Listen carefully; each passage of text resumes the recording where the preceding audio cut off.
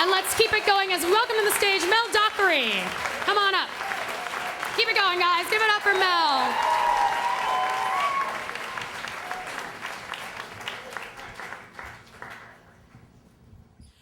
In 1997, I decided to become an American citizen after 33 years actually in this country.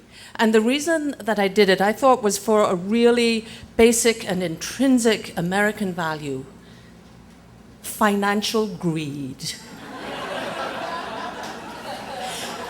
Now, there are a lot of rules that you had to comply with, obviously, if you're going to become a citizen. Fingerprinting, eligibility, who you're married to, endless things. Have you ever been arrested of a serious crime? And I managed to crawl through all of those.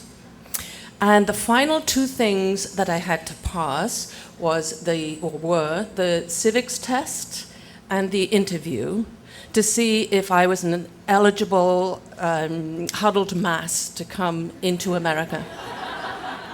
So I have to explain about the civics test. In those days, I think they have lessened the number of questions now, there were a possible 300 questions that you had to be able to answer, and they were going to ask you 10 of them.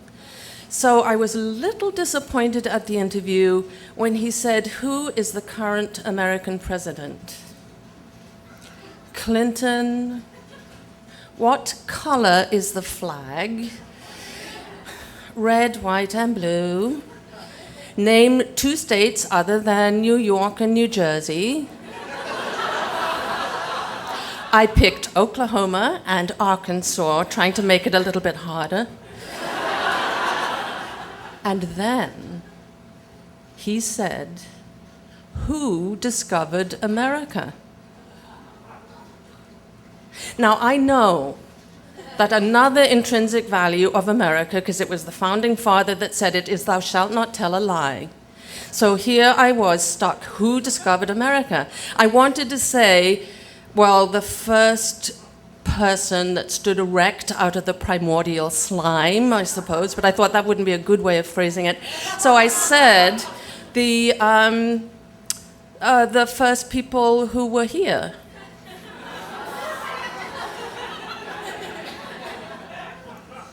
I could tell he didn't like it. And I said, well, I know you want me to say Christopher Columbus, but that is politically incorrect.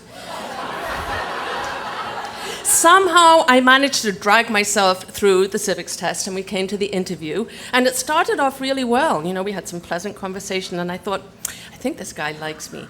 And then he said, "Will you be prepared to bear arms for the United States of America?"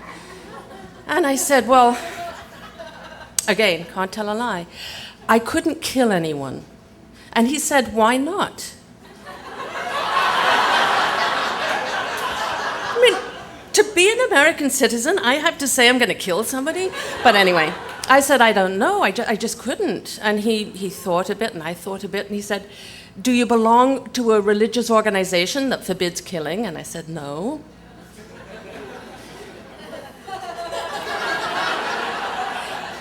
Then he leant across his desk, and sotto voce he said, "How old are you?"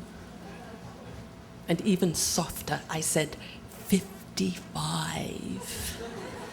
So he leant back, and then he leant forward again. And even softer, he said, "It's highly unlikely that you'll have to fight." Hey, presto, I said, "Fine," and he put a big check mark next to bear arms. So just know that if there's a war that breaks out and I'm carrying a gun or carrying the landmine, that's all I do. And somehow, miraculously, I became a citizen of the United States of America. And about a week later, yes, yay! About a week later, I had to fly up to Boston on the Boston shuttle. And of course, Boston, you have to fly around because you get stuck in traffic. And I look down, and I see Boston Harbor sparkling in the sunshine, and I start to cry. My harbor, my tea party. then I realized that I became an American citizen for more than just financial greed. Thank you.